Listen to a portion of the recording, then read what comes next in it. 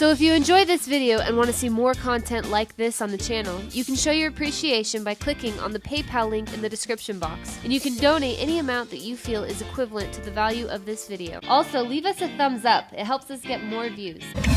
We're going to get to this video in just a second. I just wanted to give you a quick Operation How reminder that you can click on the link in the description box below and sign up for our online InfoWarrior training camp. As you know, we need as many people involved in the information war as possible. For those of you who've been following the Operation How YouTube channel, you realize that we are now putting our information out through Operation Zakar. This is because YouTube terminated the Operation How YouTube channel because we were exposing that there were multiple shooters in the Florida shooting. But YouTube didn't just censor our video. YouTube terminated our channel and has stolen from us a YouTube channel that was generating $250,000 a year in revenue for the InfoWar. In order to strike back against these robber barons, we are now determined to raise up 1,000 YouTube channels just as powerful as Operation How. If you're one of those people who wants to have a YouTube channel like Operation How that reaches millions of people per month and generates revenue for the information war, click on the link in the description box below and sign up for our free training.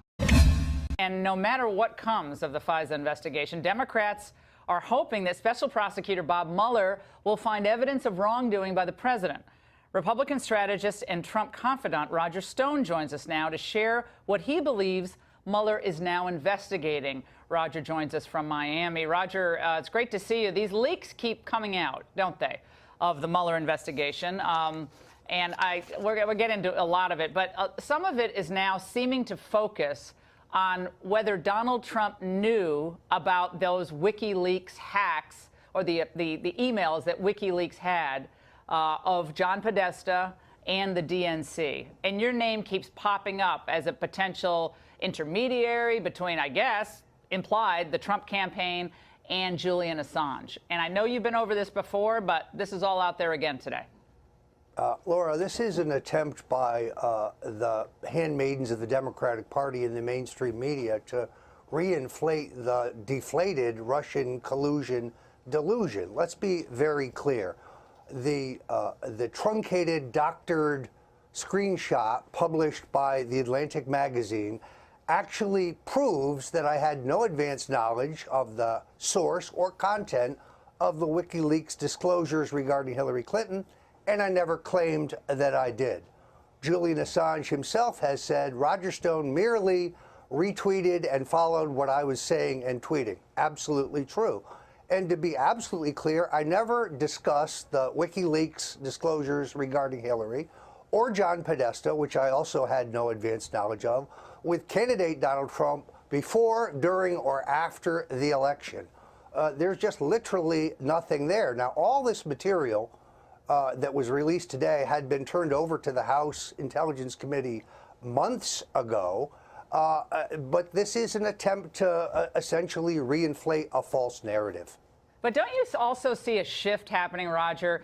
They were set on the collusion narrative, and they've tried, but it doesn't seem to be really going anywhere. So now you sense they're moving to a compromise narrative, namely that the president reportedly must be compromised in some way by Russia, hence his soft treatment of Russia. And I want to play something for you from your dear friend Jeffrey Toobin this morning on CNN. Let's watch.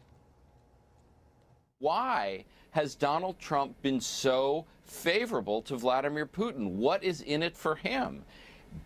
A very clear possibility is business, is money, is that he has business dealings in Russia that he has wanted to cultivate. I just wrote a story in the New Yorker about when he brought the Miss Universe pageant to Moscow in 2013. That led directly to the meeting in Trump Tower of in June of 2016.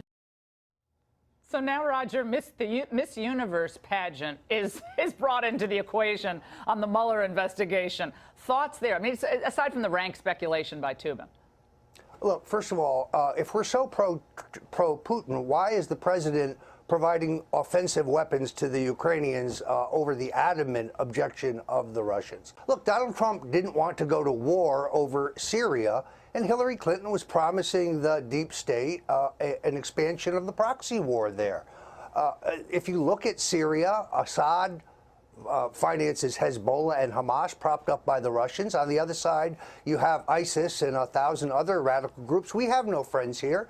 Donald Trump does not want to spend borrowed American money or American lives going to war with Russia over Syria. A no-fly zone, as favored by Hillary Clinton and John McCain, would have been an invitation for World War III. So Donald Trump was the peace candidate in the last election. He has no illusions about Russia or the corruption of the Russian system or the fact that Putin's a bad guy. But they have thermonuclear weapons, Laura. Perhaps we should be talking to them.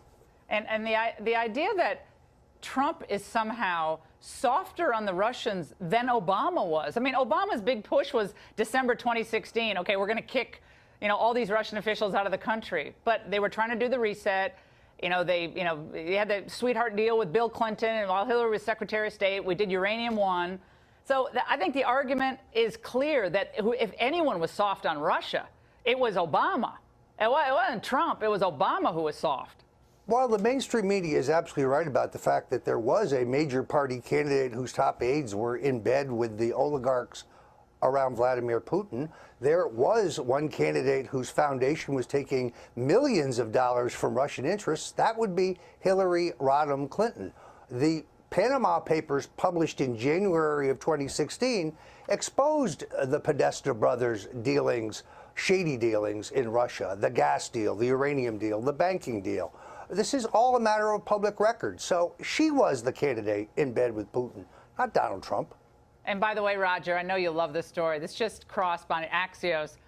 Jeff Sessions is dining at a very high-profile restaurant tonight with Rod Rosenstein, his deputy, and the Solicitor General, Noel Francisco. And this is being interpreted as a big show of force. DOJ in the face of the Trump tweet this morning. Your thoughts? Look, Rod Rosenstein approved the use of the phony Russian dossier as the legal rationale for surveillance of the Republican candidate for president. Rod Rosenstein should be terminated immediately. He has a conflict of interest in the appointment of Robert Mueller, who gave him his first job in public service. He's up to his neck in Uranium One as the U.S. attorney. Rosenstein must go first, then sadly Jeff Sessions should go next. All right, Roger, thanks so much. And Utah has now gone for Trump. 6 electoral votes puts us up to 222. And Utah has now gone for Trump. 6 electoral votes puts us up to 222. And Utah has now gone for Trump. 6 electoral votes puts us up to 222. A projection on the state of Utah, projecting that Donald Trump will win the state of Utah, which has been very contested. Evan McMullin, a third party, a Mormon in Utah, gave Donald Trump and Hillary Clinton a run for their money out there. And that was very much in question, whereas it's almost always gone Republican. But this year around, there was a question about it, and Utah has now gone for Trump. 6 electoral votes puts us up to 222. Hey everybody! I just wanted to break in real quick for an Operation Hal Info Warrior update. Many of you thousands of Operation Hal subscribers are passionate patriots. We can tell because of the comments that you leave in the comment section. But America needs more than just passionate comments from anonymous subscribers. America needs info warriors who are willing to spread information. Believe it or not, us patriots, we are beginning to win the info war. We are on the march and the enemy is on the run. They never anticipated this explosion of social media. The bad guys who are behind the scenes attempting to destroy our republic, they didn't realize that platforms like YouTube, Twitter, Instagram, and Facebook would give voice to those of us who haven't been fooled by the fake news, Project Mockingbird, CIA-ran media. Patriots like you and me now have a level playing field to take part in the war for the soul of our nation. And the good news is, we don't even have to use guns. We can simply use our home computers and laptops, just like I'm doing right now. In fact, the Operation Hal YouTube channel has reached over 73,000 unique individuals just this month. So if you want to get off of the sideline and onto that playing field, we at Operation Hal want to help. We have helped over 18,000 individuals just like you. Learn how to create and distribute content online. It doesn't matter if you're a novice with computers or a pro. Operation Hal is willing to train you for free in our simple techniques that will allow you to have a voice in our nation. Hey guys, normally at this point in the video we would tell you to email McKinsey, but unfortunately YouTube is threatening to cancel our Gmail account as well. So if you want to sign up for the free online info warrior training, click on the link in the description description box below, and you can sign up directly for our next boot camp.